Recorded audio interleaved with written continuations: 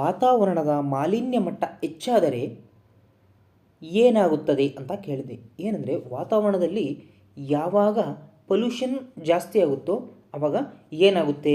Options ನೋಡಿ. ಇದಕ್ಕೆ ಸರಿಯಾದ ಉತ್ತರ ಆ ದಿನದ ಸಮಯವು ಹೆಚ್ಚಾಗುತ್ತದೆ. ವಾತಾವರಣದಲ್ಲಿ ಮಾಲಿನ್ಯದ ಮಟ್ಟ ಹೆಚ್ಚಾದರೆ ದಿನದ ಸಮಯವು ಹೆಚ್ಚಾಗುತ್ತದೆ. ಮೊದಲ ಆಟೋಮೊಬೈಲನ್ನು ಉತ್ಪಾದಿಸಿದವರು ಯಾರು? ಆಟೋಮೊಬೈಲನ್ನು ಉತ್ಪಾದಿಸಿದ ವ್ಯಕ್ತಿ ಯಾರು? ಸರಿಯಾದ ಉತ್ತರ ಕಾರ್ಲ್ ಬೆಂಜ್. ಕಾರ್ಲ್ ಬೆಂಜ್ ಅವರು ಮೊದಲ ಆಟೋಮೊಬೈಲನ್ನು ಉತ್ಪಾದನೆ ಮಾಡಿದವರು. Karl Benz. ಸಂಸ್ಥೆಯ ಪರಿಚಯಾತ್ಮಕ ವೆಬ್ ಪುಟವನ್ನು ಏನೆಂದು ಕರೆಯುತ್ತಾರೆ? Portal, vortal, home page, website. ಸಂಸ್ಥೆಯ ಪರಿಚಯಾತ್ಮಕ ಪುಟವನ್ನು ಹೋಮ್ ಪೇಜ್, ಮುಖಪುಟ ಅಂತ ನಾವು ಕರಿತೇವೆ. ಹೋಮ್ ಪೇಜ್ ಅಂತ ಕರಿತೇವೆ. ಸಂಸ್ಥೆಯ ಪರಿಚಯಾತ್ಮಕ ವೆಬ್ಬನ್ನು ಏನಂತ ಕರಿತೇವೆ? Home page. ನೆಕ್ಸ್ಟು, ಲ್ಯಾಂಡ್ ಮೈನ್ಗಳನ್ನು ಪತ್ತೆ ಹಚ್ಚಲು ಈ ಕೆಳಗಿನವುಗಳಲ್ಲಿ ಯಾವುದು ಉಪಯುಕ್ತವಾಗಿದೆ? ಲ್ಯಾಂಡ್ ಮೈನ್ಗಳನ್ನು ಪತ್ತೆ ಮಾಡಲು ಬಿ ಕಣಜ, ಚಿಟ್ಟೆ, ಪತಂಗ. ಸರಿಯಾದ ಉತ್ತರ ವಾಸ್ಪ್, ಕಣಜ ಅಂತ ಕರಿತೀವಿ. ಈ ಕಣಜದಿಂದ ಈ ಲ್ಯಾಂಡ್ ಮೈನ್ಗಳನ್ನು ಪತ್ತೆ ಹಚ್ಚಲು ಸಹಾಯವಾಗುತ್ತೆ. ಗಾಳಿಯ ಬಲ ಮತ್ತು ವೇಗವನ್ನು ಖಚಿತಪಡಿಸಿಕೊಳ್ಳಲು ಬಳಸುವ ಸಾಧನ ಯಾವುದು? Ammeter, anemometer, altimeter, audiometer. ಸರಿಯಾದ ಉತ್ತರ ಅನಿಮೋಮೀಟರ್. ಗಾಳಿಯ ವೇಗ ಮತ್ತು ಗಾಳಿಯ ಬಲವನ್ನು ಖಚಿತಪಡಿಸಿಕೊಳ್ಳಲು ಬಳಸುವಂತಹ ಸಾಧನ ಅನಿಮೋಮೀಟರ್. ಎಪಿಗ್ರಫಿ ಎಂದರೆ ಏನು? ಮೋಸ್ಟ್ ಇಂಪಾರ್ಟೆಂಟ್ ಆಗೋ NCERT ಬುಕ್ಸ್ಗಳಲ್ಲೂ ಈ ಪ್ರಶ್ನೆ ಇದೆ. ಎಪಿಗ್ರಫಿ ಅಂದರೆ ಏನು? ನಾಣ್ಯಗಳ ಅಧ್ಯಯನ, ಶಾಸನಗಳ ಅಧ್ಯಯನ, ಮಹಾಕಾವ್ಯಗಳ ಅಧ್ಯಯನ, ಭೌಗೋಳಿಕ ಅಧ್ಯಯನ. ಸರಿಯಾದ ಉತ್ತರ ಶಾಸನಗಳ ಅಧ್ಯಯನ. ಶಾಸನಗಳ ಬಗ್ಗೆ ಅಧ್ಯಯನ ಮಾಡೋದಕ್ಕೆ ನಾವು ಏನಂತ ಕರಿತೇವೆ? ಎಪಿಗ್ರಫಿ ಅಂತ ಕರಿತೀವಿ.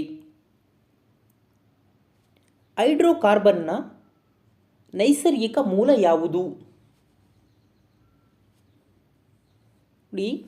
ಕಚ್ಚಾ ತೈಲ, ಜೀವರಾಶಿ, ಕಲ್ಲಿದ್ದಲು, ಕಾರ್ಬೋಹೈಡ್ರೇಟ್ಸ್ಗಳು. ಹೈಡ್ರೋಕಾರ್ಬನ್.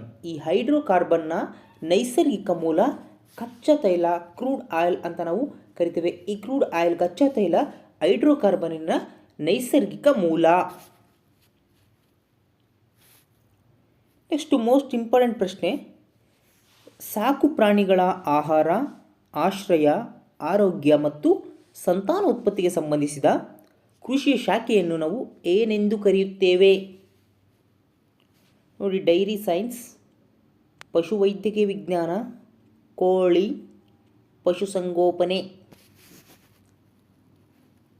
ಸರಿಯಾದ ಉತ್ತರ ಪಶುಸಂಗೋಪನೆ, ಅನಿಮಲ್ ಹಸ್ಬೆಂಡ್ರಿ ಅಂತ ನಾವು ಕರಿತೀವಿ. Animal husbandry. ಸಾಕು ಪ್ರಾಣಿಗಳಿಗೆ ಈ ಆಹಾರ, ಆಶ್ರಯ, ಆರೋಗ್ಯ ಮತ್ತು ಸಂತಾನೋತ್ಪತ್ತಿ ಇವೆಲ್ಲ ವಿಷಯಗಳಿಗೆ ಸಂಬಂಧಿಸಿದಂತಹ ಒಂದು ಕೃಷಿಯ ಶಾಖೆ ಏನದು? ಪಶುಸಂಗೋಪನೆ. ಪಾಲಿಥೀನ್ ಚೀಲಗಳು ಪರಿಸರಕ್ಕೆ ಹಾನಿಕರ ಏಕೆ? ಅಂದರೆ ಆ ಪಾಲಿಥೀನ್ ಚೀಲಗಳು ಏಕೆ ಪರಿಸರಕ್ಕೆ ಹಾನಿಕರ ಅಂತ ನಾವು ಆಪ್ಷನ್ಸ್ ನೋಡಿ. ಸುಡುವ ಮೂಲಕ ಅದು ವಿಲೇವಾರಿ ಮಾಡಲಾಗುವುದಿಲ್ಲ. ಯಾವುದನ್ನ? ಪಾಲಿಥೀನ್ ಚೀಲಗಳನ್ನು. ಬಿ ನೋಡಿ, ಅದೇ ಪಾಲಿಥೀನ್ ಚೀಲಗಳನ್ನು ನಾವು ಮರುಬಳಕೆ ಮಾಡಲಾಗುವುದಿಲ್ಲ. ಸಿ ನೋಡಿ, ನೀರಿನ ನಿರೋಧಕ. ಡಿ ನೋಡಿ, ಜೈವಿಕ ವಿಘಟನೆಯವಲ್ಲ. ಸರಿಯಾದ ಉತ್ತರ ಅದು ಜೈವಿಕ ವಿಘಟನೆಗೆ ಒಳಪಡುವುದಿಲ್ಲ. ಅದು ಯಾವಾಗ ಜೈವಿಕ ವಿಘಟನೆಗೆ ಪಾಲಿಥೀನ್ ಚೀಲಗಳು ಒಳಪಡುವುದಿಲ್ಲ ಆವಾಗ ಅವು ಪರಿಸರಕ್ಕೆ ಹಾನಿಕಾರಕವಾಗ್ತವೆ. ಯಾವುವು? ಪಾಲಿಥೀನ್ ಚೀಲಗಳು. ನೆನ್ಪಿಟ್ಕೊಳ್ಳಿ, ಪಾಲಿಥೀನ್ ಚೀಲಗಳು ಪರಿಸರಕ್ಕೆ ಯಾಕೆ ಹಾನಿಕರ ಆಗ್ತವೆ ಅಂದರೆ ಅವು ಸುಡುವ ಮೂಲಕ ವಿಲೇವಾರಿ ಆಗೋದಂತೇನಿಲ್ಲ. ಸುಟ್ಟರೆ ಅವು ಸಮೇತ ವಿಲೇವಾರಿ ಆಗ್ತವೆ. ಪಾಲಿಥೀನ್ ಚೀಲಗಳನ್ನು ನಾವು ಮರುಬಳಕೆನೂ ಸಮೇತ ಮಾಡ್ಬೋದು. ಆದರೆ ಅದು ಜೈವಿಕ ವಿಘಟನೆವಲ್ಲ. ಅದು ಯಾವುದೇ ರೀತಿಯಾಗಿ ವಿಘಟನೆಗೊಳ್ಳುವುದಿಲ್ಲ. ಲಾರ್ಜೆಸ್ಟ್ ಲರ್ನಿಂಗ್ ಪ್ಲಾಟ್ಫಾರ್ಮ್ ಅನ್ಅಕಾಡೆಮಿಯಲ್ಲಿ KS, FDA, STA, PSI, PC, group C ಮುಂತಾದ ಪರೀಕ್ಷೆಗಳಿಗೆ ಶುಲ್ಕರಹಿತ ಹಾಗೂ ಶುಲ್ಕ ಸಹಿತ ಕೋರ್ಸ್ಗಳನ್ನು ನೀಡಲಾಗುತ್ತಿದೆ. ಈಗಷ್ಟೇ ಹೊಸ ಬ್ಯಾಚ್ಗಳು ಪ್ರಾರಂಭವಾಗುತ್ತಿವೆ. ಉಚಿತವಾಗಿ ಮಾರ್ಕ್ ಟೆಸ್ಟ್ಗಳನ್ನು ನೀವಿಲ್ಲಿ ಬರೆಯಬಹುದು. ಈ ಎಲ್ಲ ಕೋರ್ಸ್ಗಳನ್ನು ಉಚಿತವಾಗಿ ಪಡೆಯಲು ಅನ್ಅಕಾಡೆಮಿ ಆ್ಯಪನ್ನು ಡೌನ್ಲೋಡ್ ಮಾಡಿಕೊಳ್ಳಿ. DY10 ಎಂಬ ರೆಫರಲ್ ಕೋಡನ್ನು ಅಪ್ಲೈ ಮಾಡಿ ವಿಡಿಯೋಗಳನ್ನು ಉಚಿತವಾಗಿ ವೀಕ್ಷಿಸಬಹುದು. ನಿಮಗಿಷ್ಟವಾದ ಶಿಕ್ಷಕರಿಂದ ತರಗತಿಗಳನ್ನು ವೀಕ್ಷಿಸಬಹುದು. ಸಂದೇಹಗಳನ್ನು ಚರ್ಚೆ ಮಾಡಿ ಬಗೆಹರಿಸಿಕೊಳ್ಳಬಹುದು. PDFಗಳನ್ನು ಡೌನ್ಲೋಡ್ ಮಾಡಿಕೊಳ್ಳಬಹುದು. ಹಾಗೂ ಪ್ರತಿದಿನ ರಾತ್ರಿ 8 ಗಂಟೆಗೆ ಫ್ರೀ T20 ಟೆಸ್ಟ್ ಸೀರೀಸ್ ಇರುತ್ತದೆ. ಇದರಲ್ಲಿ ಪ್ರಥಮ ಸ್ಥಾನ ಪಡೆದವರಿಗೆ 1 ತಿಂಗಳ KPSC ಸಬ್ಸ್ಕ್ರಿಪ್ಷನ್ ಅನ್ನು ಉಚಿತವಾಗಿ ನೀಡಲಾಗುತ್ತದೆ. ಅನ್ಅಕಾಡೆಮಿ ಆ್ಯಪನ್ನು ಪ್ಲೇಸ್ಟೋರಿಂದ ಡೌನ್ಲೋಡ್ ಮಾಡಿಕೊಳ್ಳಿ. DY10 ಎಂಬ ರೆಫರಲ್ ಕೋಡನ್ನು ಅಪ್ಲೈ ಮಾಡಿ ವಿಡಿಯೋಗಳನ್ನು ಉಚಿತವಾಗಿ ವೀಕ್ಷಿಸಿ.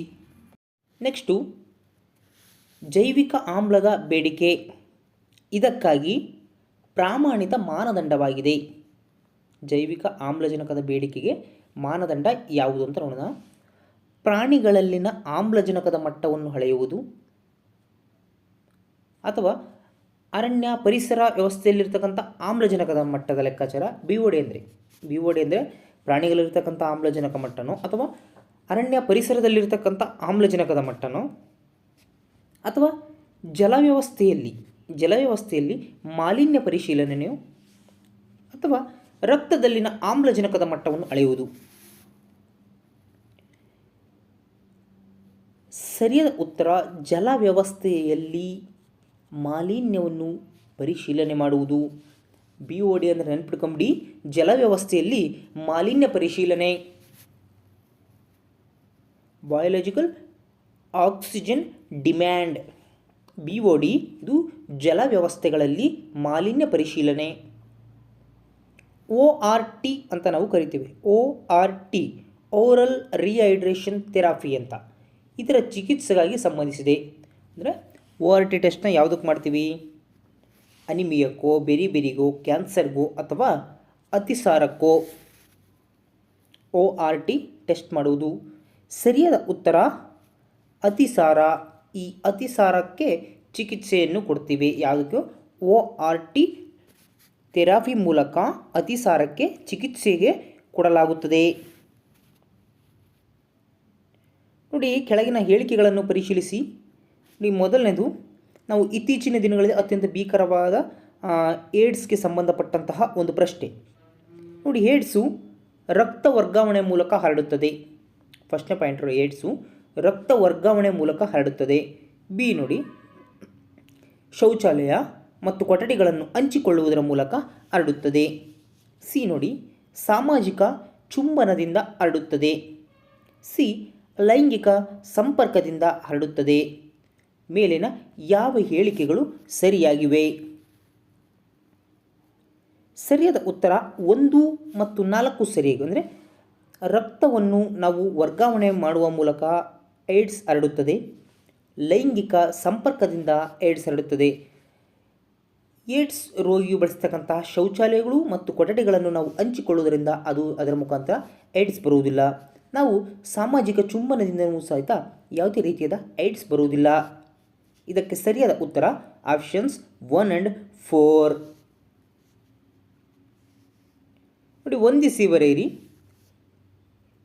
ಇಲ್ಲಿ ಎ ಪಟ್ಟಿ ಬಿ ಪಟ್ಟಿ ಮಾಡಿಬಿಟ್ಟು ಇಲ್ಲಿ ಲಿನಕ್ಸ್, ಪೆಂಟಿಯಮ್, C++, ಮಾಡಮ್ ಕೊಟ್ಟಿವಿ. ಇಲ್ಲಿ internet, programming language, micro processor, operating system, laser printer ಕೊಟ್ಟಿವಿ. ಹೊಂದಿಸಿ ಬರೆಯಿರಿ. ಇದಕ್ಕೆ ನಾವು ಸರಿಯಾದ ಉತ್ತರ ಆಪ್ಷನ್ಸ್ ಬಿ ಅಂದರೆ Linux laser operating system. Linux is an operating system. Paytm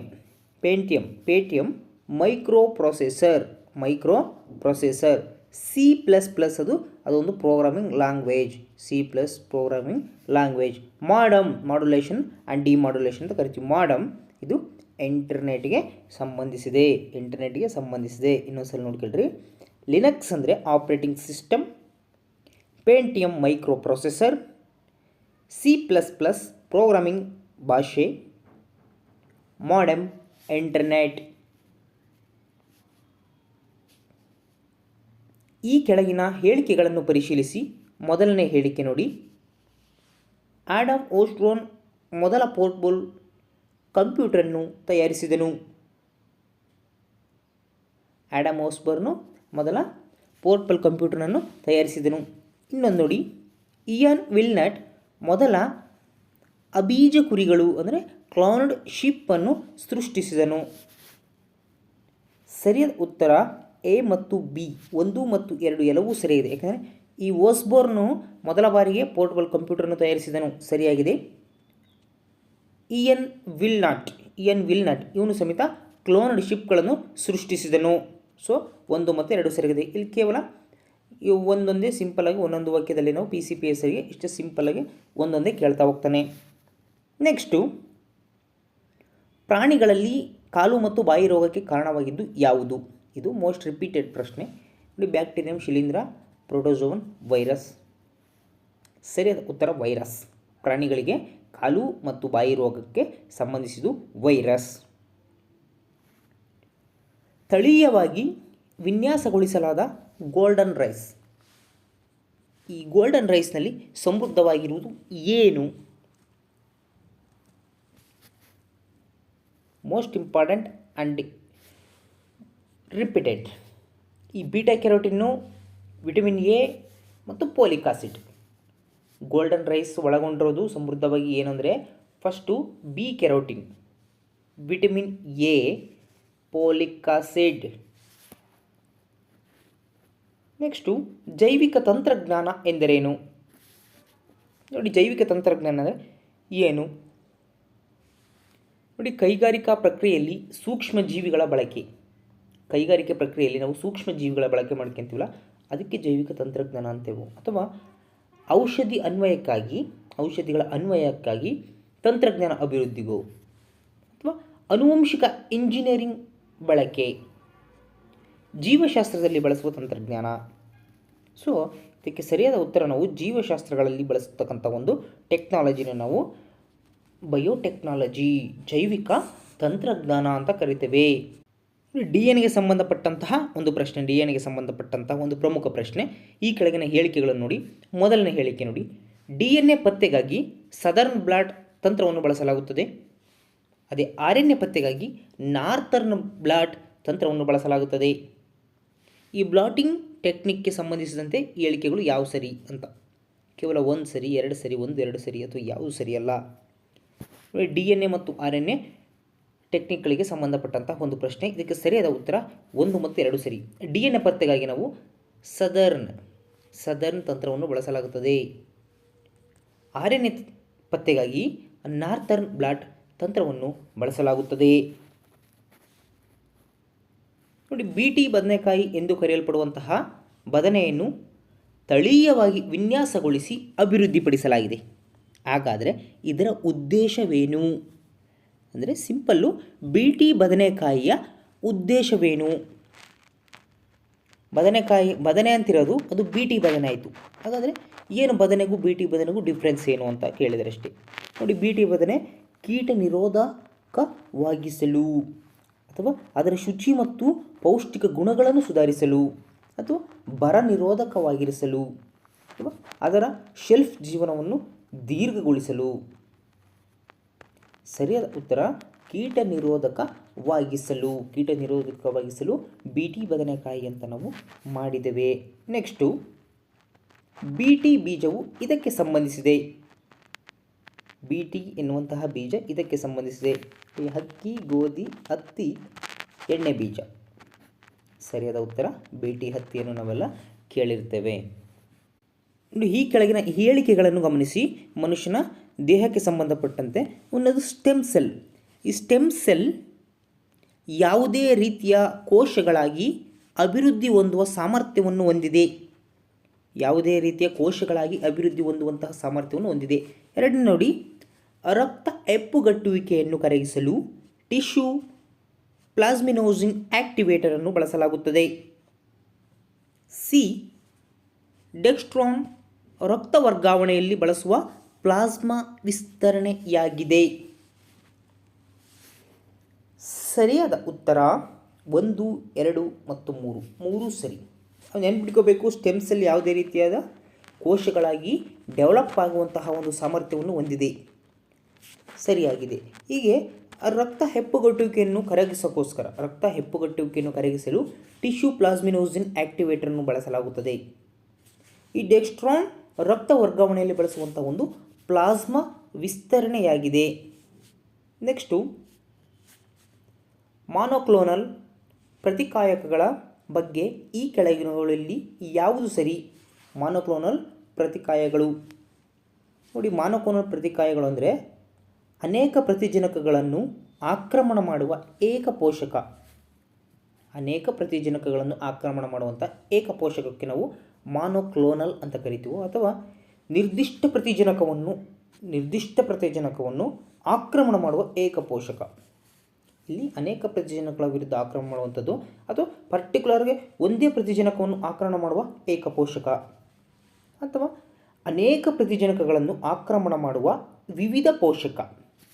D, ಏಕ ಪ್ರತಿಜನಕವನ್ನು ಆಕ್ರಮಿಸುವ ವಿವಿಧ ಪೋಷಕ. ಸರಿಯಾದ ಉತ್ತರ, ಒಂದು ನಿರ್ದಿಷ್ಟ ಪ್ರತಿಜನಕ ಇರುತ್ತೆ, ಆ ಒಂದು ನಿರ್ದಿಷ್ಟ ಪ್ರತಿಜನಕವನ್ನು ಆಕ್ರಮಣ ಮಾಡುವ ಏಕಪೋಷಕಕ್ಕೆ ನಾವು ಮಾನೋ ಅಂದರೆ ಸಿಂಗಲ್, ಮಾನೋಕ್ಲೋನಲ್ ಪ್ರತಿಕಾಯಕ ಅಂತ ನಾವು ಕರಿತೇವೆ. Hybridoma technology. ಈ ಹೈಬ್ರಿಡೋಮಾ ತಂತ್ರಜ್ಞಾನವು ಹೊಸ ಜೈವಿಕ ವಿಧಾನವಾಗಿದೆ. ಇದು ಯಾವುದರ ಉತ್ಪಾದನೆಗೆ ಸಂಬಂಧಿಸಿದೆ? ಹೈಬ್ರಿಡೋಮಾ ಟೆಕ್ನಾಲಜಿ ಯಾವುದರ ಉತ್ಪಾದನೆಗೆ ಸಂಬಂಧಿಸಿದೆ ಅಂತ? ಮಾನೋಕ್ಲೋನಲ್ ಪ್ರತಿಕಾಯಕಗಳು, ಇಂಟರ್ಫೆರಾನ್, ಪ್ರತಿಜೀವಕಗಳು, ಆಲ್ಕೋಹಾಲ್. ಸರಿಯಾದ ಉತ್ತರ ಮಾನೋಕ್ಲೋನಲ್ ಆಂಟಿಬಡೀಸ್. ಹೈಬ್ರಿಡೋಮಾ ಟೆಕ್ನಾಲಜಿ ಯಾವುದಕ್ಕೆ ಸಂಬಂಧಿಸಿದೆ ಅಂತ ಕೇಳಿದೆ? ಮಾನೋಕ್ಲೋನಲ್ ಆಂಟಿಬಡೀಸ್. ಜೆನೆಟಿಕ್ ಇಂಜಿನಿಯರಲ್ಲಿ ಪ್ಲಾಂಟ್ ಪ್ರೋಟೋಪ್ಲಾಸ್ಟ್ಗಳನ್ನು ಫ್ಯೂಸ್ ಮಾಡಲು ಈ ಕೆಳಗಿನ ಯಾವ ಕೆಮಿಕಲನ್ನು ಬಳಸಲಾಗುತ್ತದೆ?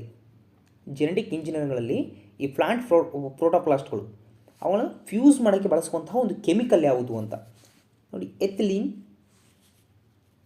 ಪಾಲಿಇಥೈಲ್ glycol, calcium nitrate, sodium hydroxide. ಸರಿಯಾದ ಉತ್ತರ ಪಾಲಿಥೈಲಿನ್ ಗ್ಲೈಕಾಲ್. ಈ ಕೆಮಿಕಲನ್ನು ಜೆನೆಟಿಕ್ ಎಂಜಿನಿಯರ್ಗಳಲ್ಲಿ ಪ್ಲಾಂಟ್ ಪ್ರೋಟೋಪ್ಲಾಸ್ಟ್ಗಳನ್ನು ಫ್ಯೂಸ್ ಮಾಡಲು ಬಳಸಲಾಗುತ್ತದೆ. ಜೆನೆಟಿಕ್ ಎಂಜಿನಿಯರ್ಗಳಲ್ಲಿ ಬಳಸುವ ರಾಸಾಯನಿಕ ಚಾಕುಗಳು, ಕತ್ತರಿ ಈ ಕೆಳಗಿನ ಯಾವುದು? ಕೆಮಿಕಲ್ ನೇಮ್ ಯಾವುದು ನೋಡಿ? ಪಾಲಿಮರೇಸ್, ಲಿಗೇಸ್, ಎಂಡೋನ್ಯೂಕ್ಲಿಯಸ್ಗಳು, ಪ್ಲಾಸ್ಮಿಡ್. ಸರಿಯಾದ ಉತ್ತರ ಎಂಡೋನ್ಯೂಕ್ಲಿಯಸ್ಗಳು. ಈ ಎಂಡೋನ್ಯೂಕ್ಲಿಯಸ್ಗಳು ಜೆನೆಟಿಕ್ ಇಂಜಿನಿಯರ್ಗಳಲ್ಲಿ ಬಳಸುವಂತಹ ಒಂದು ಕೆಮಿಕಲ್ ನೀಫ್ಗಳು, ಚಾಕುಗಳು. ಪ್ರಶ್ನೆ, ಕೀಟ ನಿರೋಧಕ ಹತ್ತಿ ಸಸ್ಯಗಳನ್ನು ಯಾವ ವಂಶವಾಹಿಯನ್ನು ಸೇರಿಸುವ ಮೂಲಕ ತಳೀಯವಾಗಿ ವಿನ್ಯಾಸಗೊಳಿಸಲಾಗಿದೆ? ಕೀಟ ನಿರೋಧಕ ಹತ್ತಿ ಸಸ್ಯಗಳನ್ನು ಯಾವ ವಂಶವಾಹಿಯನ್ನು ಸೇರಿಸುವ ಮೂಲಕ ತಳೀಯವಾಗಿ ವಿನ್ಯಾಸಗೊಳಿಸಲಾಗಿದೆ? ನೋಡಿ, ವೈರಸ್, ಬ್ಯಾಕ್ಟೀರಿಯಾ, ಕೀಟ, ಸಸ್ಯ. ಗೆಳೆಯರೆ, ಈ ಪ್ರಶ್ನೆಗೆ ಸರಿಯಾದ ಉತ್ತರವನ್ನು ನನ್ನ ಕಾಮೆಂಟ್ ಬಾಕ್ಸಲ್ಲಿ ಕಾಮೆಂಟ್ ಮಾಡಿ. ಇದಕ್ಕೆ ಸರಿಯಾದ ಉತ್ತರವನ್ನು ನಾನು ಮುಂದಿನ ವಿಡಿಯೋದಲ್ಲಿ ನೀಡುತ್ತೇನೆ. ಧನ್ಯವಾದಗಳು. ಇದೇ ರೀತಿಯ ಹೊಸ ವಿಡಿಯೋಗಳಿಗಾಗಿ ನಮ್ಮ ಯೂಟ್ಯೂಬ್ ಚಾನಲ್ಗೆ ಸಬ್ಸ್ಕ್ರೈಬ್ ಆಗಿ ಮತ್ತು ಪಕ್ಕದಲ್ಲಿರುವ ಬೆಲ್ ಐಕಾನ್ ಮೇಲೆ ಕ್ಲಿಕ್ ಮಾಡಿ.